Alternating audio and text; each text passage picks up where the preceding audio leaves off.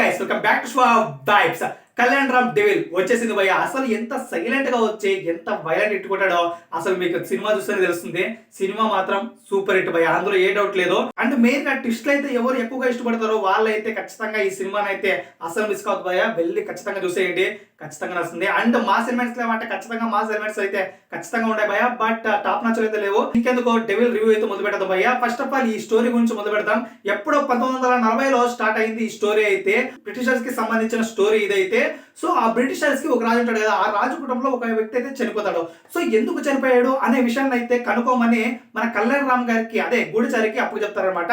ఆ గూఢచారి మన కళ్యాణ్ రామ్. ఎలా వ్యక్తి చనిపోయాడు అనేది ఇంకా రాసాన్ని లాగడం అయితే మొదలు పెడతాడు కళ్యాణ్ రామ్ అయితే. ఒక ఇండియన్ అయ్యింది బ్రిటిషర్స్ కి ఎందుకు ఇంతలా పనిచేస్తున్నాడు ఈ కళ్యాణ్ రామ్ అనేది ఇక్కడ సస్పెన్స్ పయ్యా. ఒక మిషన్ అయితే స్టార్ట్ చేస్తాడు అనమాట కళ్యాణ్ రామ్. సో బ్రిటిషర్స్ కి తెలియకుండా ఆ మిషన్ అయితే అసలు సక్సెస్ అయిందా లేదా ఫెయిల్యూర్ అయిందా, ఎలా అసలు సక్సెస్ చేశాడు కళ్యాణ్ రామ్ అనేది ఈ స్టోరీ అనమాట.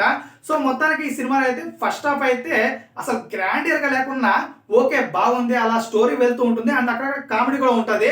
సో మొత్తానికి అయితే ఫస్ట్ హాఫ్ నైస్లీ ఓకే బాగుందిరా అనిపిస్తుంది. అండ్ ఈ ఫస్ట్ హాఫ్ అంతా ఒక ఎత్తు అయితే సెకండ్ హాఫ్ మాత్రం వేరే లెవెల్ పెట్టాడు భయ్య. అసలు ఇందులో అయితే 3 ట్విస్ట్ ఎలిమెంట్లు ఉంటాయి. ఆ ఎలిమెంట్లకి మనకి దిమ్మ తిరిగిపోతుంది. సినిమా హిట్ రాబోయే అని అక్కడికే అనిపిస్తుంది.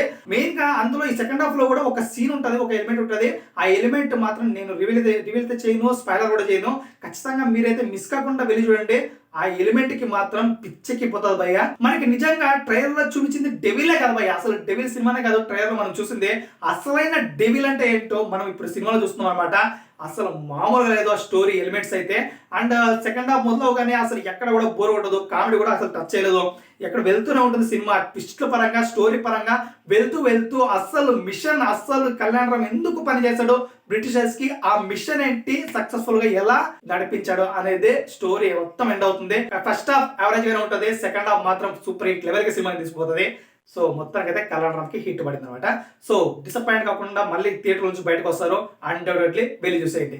అండ్ ఇది గైస్ మొత్తానికి రివ్యూ అయితే. Please subscribe to Shiva. Bye.